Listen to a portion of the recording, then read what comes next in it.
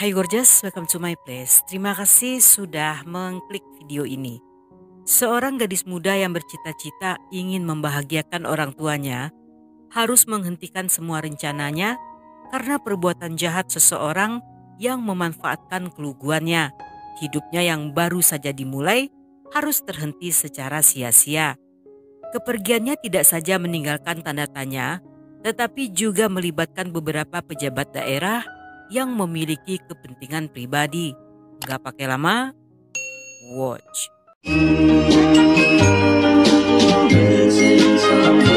Missing someone with all your Ankita dan abangnya Ajay dibesarkan dari keluarga sederhana di Desa Barsuri yang berada 11 km dari distrik Pauri, India. Ayahnya Virendra Singh Bandari yang bekerja sebagai satpam juga kerja serabutan untuk penghasilan tambahan. Sedangkan ibunya Sona Devi bekerja di tempat penitipan anak dan sang abang Ajay saat itu telah bekerja di sebuah perusahaan yang berada di kota Delhi. Ankita yang berparas manis dikenal sebagai anak yang cerdas. Dia dan abangnya merupakan siswa di sekolah modern Bagatram. Sekolah yang berbahasa Inggris ini bekerja sama dengan organisasi lembaga pendidikan internasional di India. Karena Ankita sangat ingin bicara bahasa Inggris dengan fasih, Virendra pun mengambil beberapa pekerjaan agar bisa memasukkan Ankita ke sekolah tersebut. Dan hasilnya tidak sia-sia.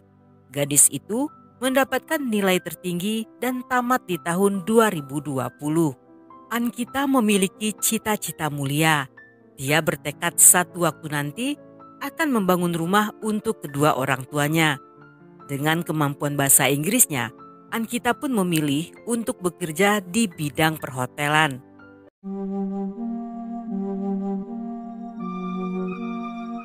Kota Pauri Garhwal terkenal memiliki pelayanan hotel yang terbaik. Namun banyak dari pegawai hotel di sana merupakan lulusan dari sekolah hotel manajemen di Dubai. Ankita yang tidak mampu sekolah ke sana sangat yakin bisa bekerja di hotel tanpa harus sekolah ke luar negeri. Pada tahun 2021, Ankita mendaftar kursus perhotelan bersertifikat di Institut Manajemen Hotel Sri Ram Dehradun. Namun, baru setahun kuliah, sang ayah Virendra dipecat dari pekerjaannya. Karena kesulitan biaya, Ankita pun berhenti kuliah dan setahun kemudian mulai mencari pekerjaan. Karena masih kurang pengalaman, dia pun memulainya dengan mencari lowongan dari level pemula. Saat itulah pacarnya yang bernama Pusap memberi info lowongan pekerjaan di sebuah resor Vanantara yang baru dibuka. Resor yang dibangun sejak 2017 itu dikenal dengan pemandangan yang indah, mewah, dan juga asri. Namun karena lokasinya jauh di dalam hutan, resor ini sangat jauh dari jalan raya dan pemukiman warga. Ankita pun berhasil diterima dengan gaji 1,9 juta per bulan. Pada tanggal 28 Agustus 2022, dengan diantar ayahnya, Ankita berangkat ke daerah Rishikesh yang di sana mereka telah ditunggu oleh beberapa pegawai resort yang akan membawanya ke resort. Sesampainya di sana, mereka bertemu dengan pemiliknya bernama Pulkit Arya. Pria berusia 35 tahun ini adalah putra seorang politikus ternama bernama Vinod Arya. Karena jauh dari pemukiman warga, agar Ankita tidak susah payah mencari tempat kos, dia diberi satu kamar yang berada di sebelah resepsionis. Menurutnya, karena baru buka, mereka tidak akan kedatangan banyak tamu. Dalam seminggu, hanya ada 1 atau 2 kamar yang diisi oleh pejabat. Sehingga Ankita tidak akan terlalu repot. Ankita bekerja dengan baik dan mudah beradaptasi dengan lingkungan baru. Dia segera akrab dengan staf lain serta koki di bagian dapur. Selama berada di sana, Ankita sering menghubungi orang tuanya dan mengaku senang bekerja di sana.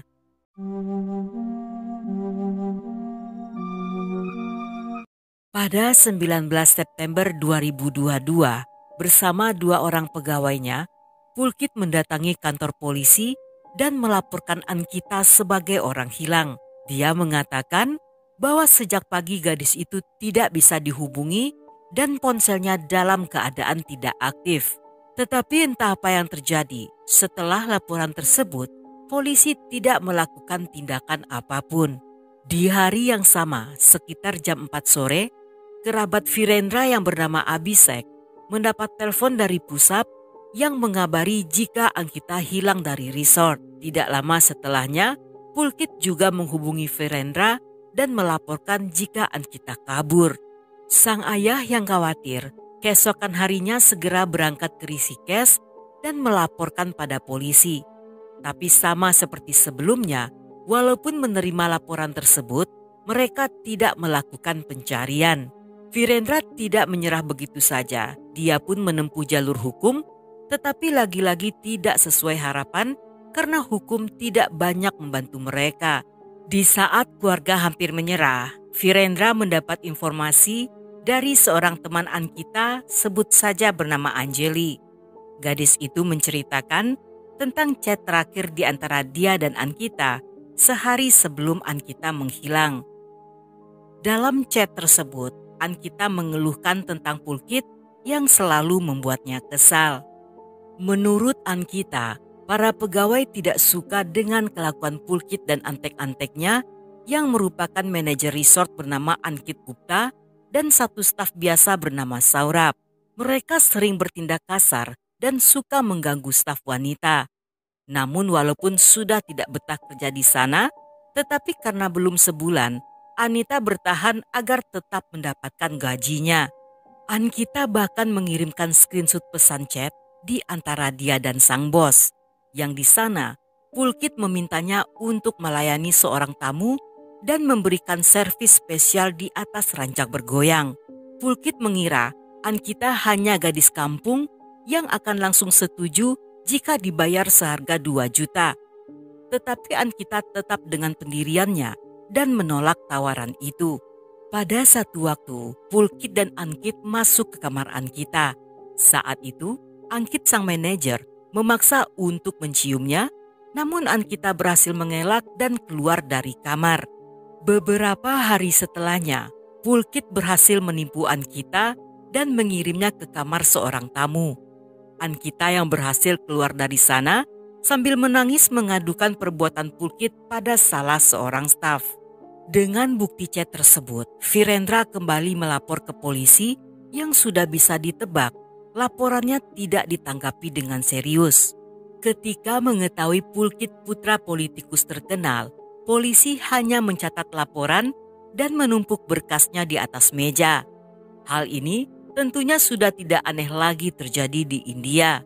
Walaupun banyak laporan tentang pelecehan yang dilakukan oleh pejabat dan keluarganya, tetapi korban sering kali diabaikan. Dan justru korbanlah yang akan mendapatkan ancaman pembunuhan jika berusaha untuk melawan. Karena hal inilah banyak di antara para korban yang pada akhirnya memilih untuk diam. Pulkit yang mendengar berita itu mendatangi kantor polisi untuk bertanya tentang identitas Anjali yang telah membocorkan isi chatnya dengan Ankita. Dia membantah tuduhan tersebut dan meminta mereka untuk membungkam gadis itu. Tidak cukup sampai di situ, Pulkit juga menghubungi Pusap dan menjelaskan apa yang terjadi. Menurut pengakuannya, Ankita berusaha memerasnya dan isi chat tersebut dikarang sendiri oleh gadis itu. Di malam sebelum menghilang, gadis itu sempat bertemu Pulkit dan meminjam ponselnya. Di saat itulah, Ankita mengetik percakapan yang seolah-olah terjadi di antara mereka berdua.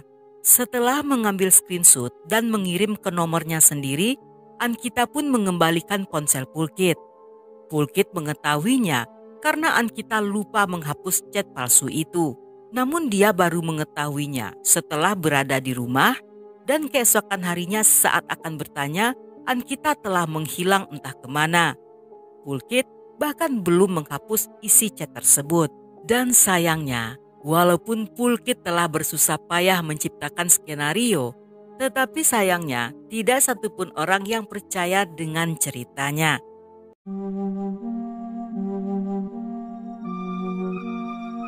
Merasa kasus ini tidak akan ditangani, salah seorang kerabat Ankita memposting kasus ini lengkap dengan bukti screenshot tersebut yang dengan cepat menjadi viral. Masyarakat Uttarakhand pun mulai melakukan demo dengan mengangkat isu bahwa polisi telah membantu anak politikus untuk bebas dari hukuman. Hal ini memicu media ikut menyoroti kasus ini sehingga menimbulkan tekanan pada polisi. Di saat bersamaan, Vinod Arya mendatangi kantor polisi ketika mengetahui ada bukti kuat yang memberatkan putranya.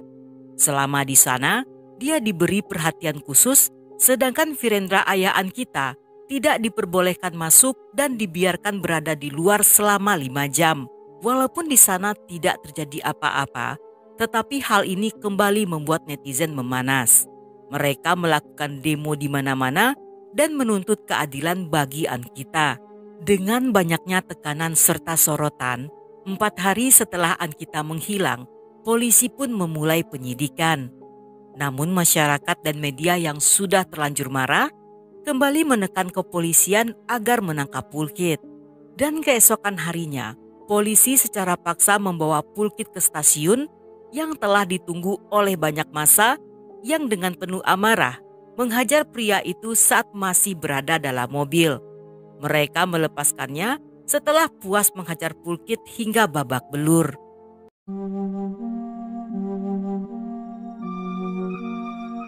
Dalam pemeriksaan, terungkap fakta jika Pulkit telah beberapa kali melakukan tindak kriminal. Di tahun 2007 bersama teman-temannya, pria itu merusak studio foto karena marah saat akan berfoto. Fotografernya sedang tidak di tempat. Agar tidak dilaporkan pada polisi, sang ayah Vinod meminta maaf pada pemilik studio. Saat kuliah di tahun 2003, dia didakwa atas penipuan dan pemalsuan menggunakan joki saat ujian masuk Fakultas Kedokteran. Semasa kuliah, dia juga sering bolos dan hanya datang saat ujian saja. Walaupun jarang hadir, tetapi namanya selalu terdaftar di absen kelas. Bagi teman-temannya, Pulkit hanyalah pembuat onar, malas belajar, dan beberapa kali berkelahi di kampus. Namun setiap kali bermasalah, ayahnya lah yang selalu datang minta maaf agar putranya tidak dilaporkan. Setelah lulus kuliah, Pulkit bergabung dengan bisnis ayahnya. Dengan keuntungan bisnis tersebut, dia membeli tanah untuk membangun resort. Awalnya resort itu dikelola oleh pasangan suami istri, tetapi karena selalu bertengkar dengan Pulkit, mereka pun pada akhirnya berhenti yang setelahnya pengelolaan diambil alih oleh Pulkit dan istrinya.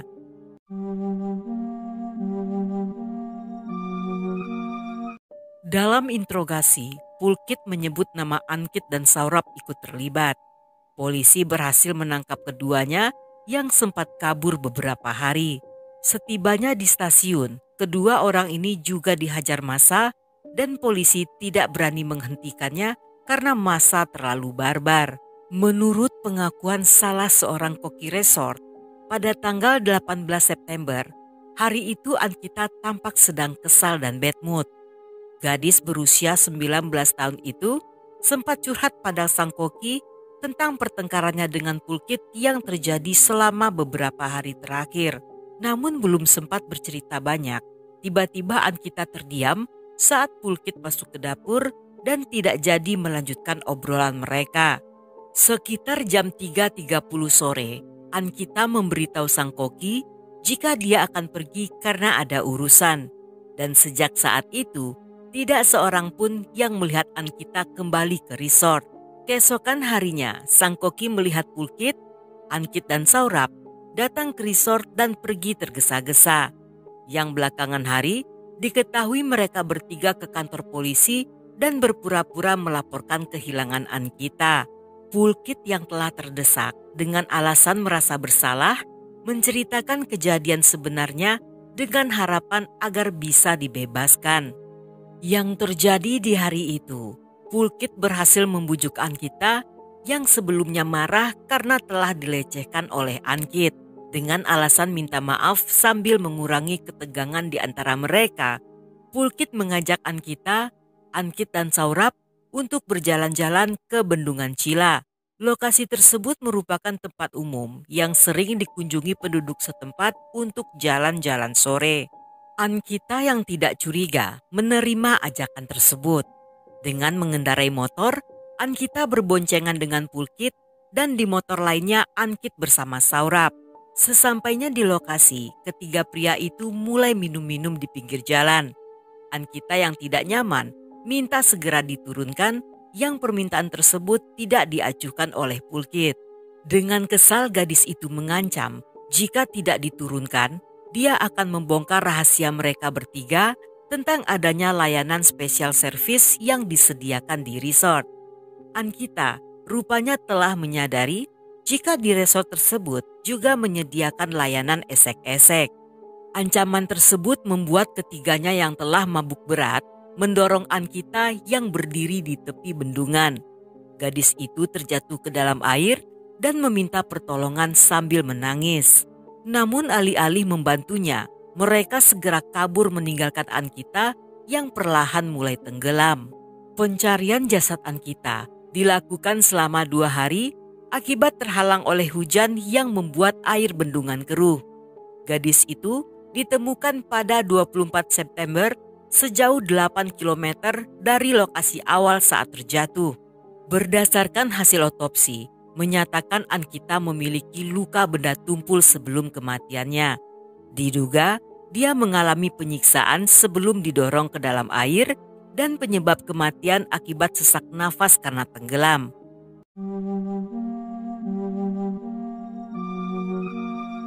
Sehari kemudian setelah terjadi demo, resort tersebut dibongkar dan dihancurkan menggunakan bulldozer atas perintah dari Kepala Menteri Uttarakhand bernama Puskar Singh Dhami. Pemerintah mengklaim bangunan itu dibongkar karena merupakan konstruksi ilegal. Yang menurut banyak orang, keputusan tersebut sangat aneh karena status ilegal dinyatakan setelah terjadinya kasus Ankita dan bukan di saat pertama kali resort akan dibangun. Tampaknya ada oknum yang memanfaatkan aturan penghancuran bangunan untuk menutupi sesuatu. Dan masyarakat menganggap bahwa pemerintah terlalu cepat menghancurkan bangunan tersebut yang bisa saja di dalamnya terdapat bukti-bukti penting untuk mengungkap kasus itu. Banyak yang percaya bahwa resort sengaja dihancurkan untuk meredam kemarahan publik serta menghalangi proses penyidikan polisi. Pada 1 Oktober, Sang Kepala Menteri Puskar Singh Dhami mengunjungi rumah Ankita dan memberikan bantuan keuangan pada Virendra sebesar 500 juta. Dalam kesempatan itu, Virendra menanyakan pada sang menteri terkait perintah penghancuran resort.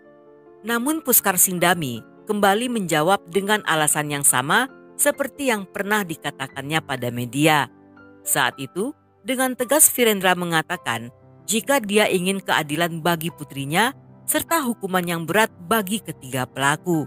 Virendra sendiri sempat merasakan ada sesuatu yang aneh ketika Ankita menelpon keluarganya. Saat itu, walaupun Ankita tidak pernah menyatakan secara langsung, namun dari cara bicaranya, gadis itu seolah ingin berhenti dari resort. Tetapi karena Ankita berkata dirinya baik-baik saja, Virendra pun tidak curiga dan merasa tenang. Hingga saat ini, kasus Ankita masih belum menjalani persidangan. Sementara masyarakat Uttarakhand masih terus memantau kasus ini dan berharap Pulkit serta antek-anteknya tidak akan bebas seperti pelaku-pelaku lainnya yang berasal dari keluarga kaya. Dan untuk lanjutan kasusnya akan saya update setelah persidangannya selesai.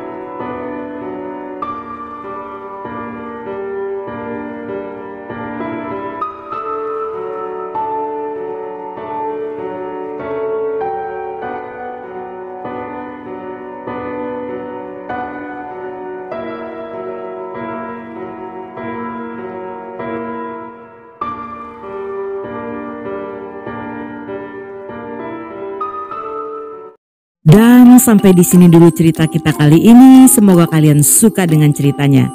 Buat yang masih betah hingga akhir, thank you, love you, have a nice day, and then see ya.